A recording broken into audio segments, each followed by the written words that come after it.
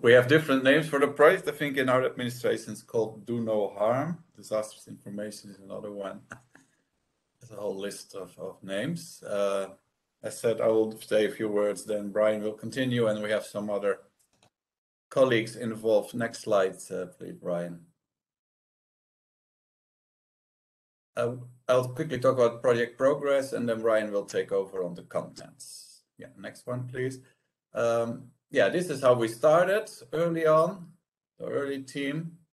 We had a Mr. Y as our PhD student, but things happened. Maybe the next slide will help elaborate that the best. We had a slow start. I think COVID had something to do with it, but somehow also bad luck. One of the things that happened is that a cooperation agreement with UNICEF, originally UNICEF Malawi, later UNICEF Africa, was only signed, what's it now, 7 months ago, 22nd of May this year. So from a very strict perspective, we're still in very early in our first year. In our project, we had 3 working packages. The first one is the PhD student on using technical nudges to reduce the risks of all this data for the stakeholders. And the first candidate that we appointed to that never visited Enschede. It was during the first lockdown. We hired him online. He started online, but within 3 months he left. I think because of never ever having been to Enschede, never met him in person. There was no connection, and he left. So that was unfortunate. Luckily, as of 1st of January this year, we got Brian in as our second candidate, and there we have good progress. Brian successfully defended his proposal in September. The second work package is a postdoc that will look more at regulatory nudges of reducing data abuse, let's say. And there we postponed the hiring for a long time. Because we thought, yeah, the candidate, the hired person cannot go to Malawi for field work, and especially for that component, we couldn't see much work without going into the field. So we have postponed and postponed. Finally, in the fall, we thought things were normalizing, and we opened a vacancy. It's closing this Sunday. If somebody's still interested, sure, he can still apply. Sunday is the last day, because so far we only got 7 applications in. But hopefully there will be a good one among those 7, and then hopefully she or he can start 1st of March or 1st of April. But yeah, then we, as you said, some people are already in the 3rd year, and we are only starting the postdoc. And on the 3rd work package, we had that is co-designing a module on data ethics for the African Drone Data Academy in Malawi. Yeah, on the hand, they have already started, so we are also late. So some of the results from the research might not be there when we really have to start working with them on that model. And the professor, my colleague Yola Jajadu, was also heavily involved with that. She took early retirement, but we've been able to replace her with a 10-year tracker that started. And that is the final slide from me with all the new faces. So we have Brian at the right, Dr. X as the postdoc, and Caroline Michael. I think both have shown their face in some of these meetings before. Fran is the new staff that has replaced Yola. So that is a very quick, more managerial update, and then I'll hand over to Brian to go into contents. Thank you, Jaap. I hope everybody can still hear me properly. In the next slides, I'm going to talk about our project and our first lessons so far. So right quickly onto the introduction. So our PhD project on accountable geointelligence is part of a larger project, the Do No Harm project, which is on embedding Do No Harm principles into innovative geointelligence workflows. And this project is funded by MVI and UNICEF Malawi. We're also collaborating with 510, an initiative of the Netherlands Red Cross. They support national societies around the globe with data expertise. And our collaboration is based on a knowledge exchange. That is, they share data and their experiences in the field in real-world situations, and what they have learned so far. And on our side, we share our findings from an academic standpoint. So for our research, context is very important, and the context is in humanitarian action, specifically disaster risk management and disaster risk reduction. So this is about determining who needs aid, where, and when. And for this, humanitarians need to know what hazards are involved in a particular area, and what are the social vulnerabilities of the people or the communities who live in these areas, right? So they rely on granular social demographic data from vulnerable communities such as health, age, household size, income, wealth. And a good example of disaster risk reduction systems is forecast-based financing, which triggers early release of funds before a hazard occurs. But with this data-hungry approach, we worry about the principles of how the principles of impartiality and humanity are affected. Particularly impartiality because biased data equals biased interventions, while humanity has a links to privacy, since every individual has a right to privacy. And you can find this link in Hugo Slim's Humanitarian Ethics, as well as Raymond's Beyond Do No Harm and Individual Consent.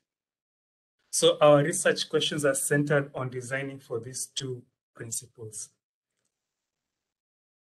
So this is an example of a geointelligence workflow where we have unmanned aerial vehicles or drones that are used to collect high-resolution images. And then AI is used to create maps. And then we have ground surveys collecting data or gathering data from other organizations that give information on social vulnerability. And then combining all this, we get to know which households will actually need more aid.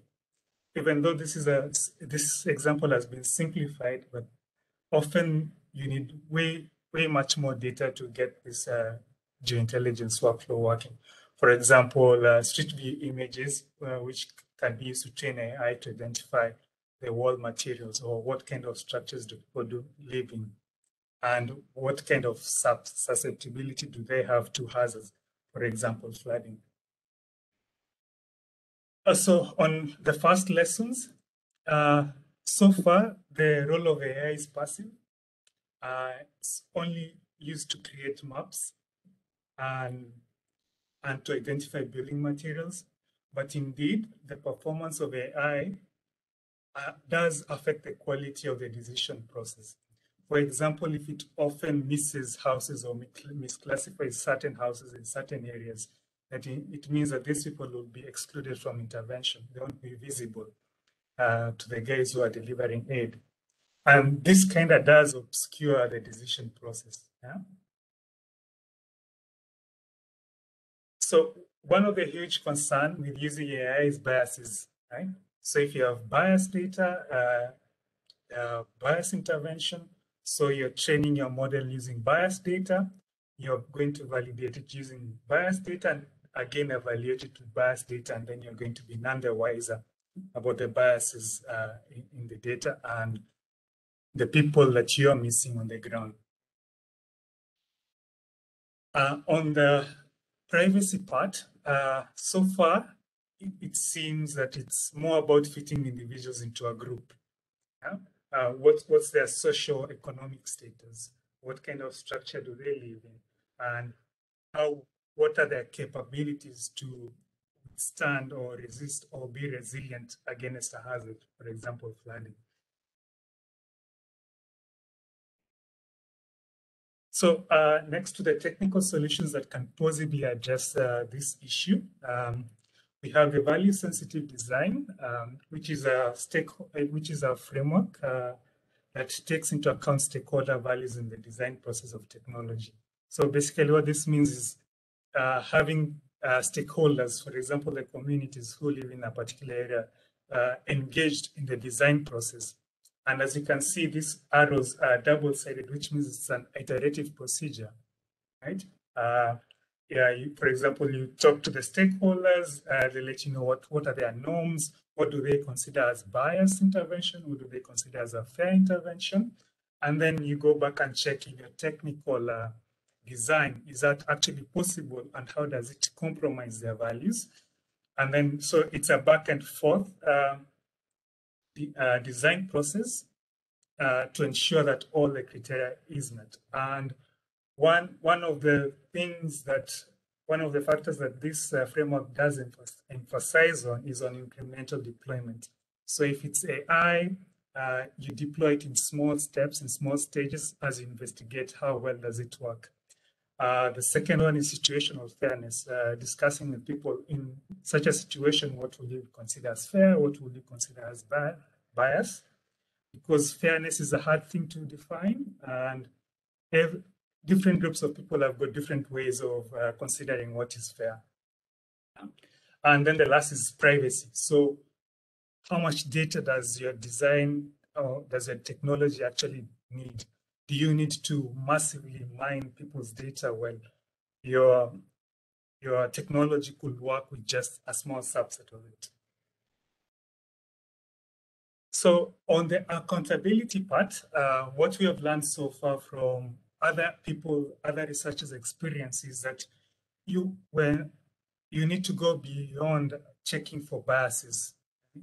And one further step is using causal design, because we as humans, we understand cause and effect. But how AI so far works is based on correlations, on statistical associations that are not intuitive for us as humans. Right? And someone is always going to be skeptical about a black box AI model, that one, you cannot understand what is the cause and what is the effect. And the third most important point is on differential impact. Right? So with the technologies that you do propose for predictive aid, how are different groups of people affected? Will one group be adversely affected than the other? So, important questions to address. So lastly, I remember we were asked to propose a theme that we would like to discuss in the group. This is our theme, digital data collected to predict and respond to natural disasters from satellite and drone images, and the AI algorithms set public values such as privacy and pressure. What technical and regulatory solutions are in place to apply these values worldwide in humanitarian action and human training? And we still have spots open for valorization panel. If anybody would like to join, please let us know. Thank you very much for your attention. And if you would like to contact us, this is my email.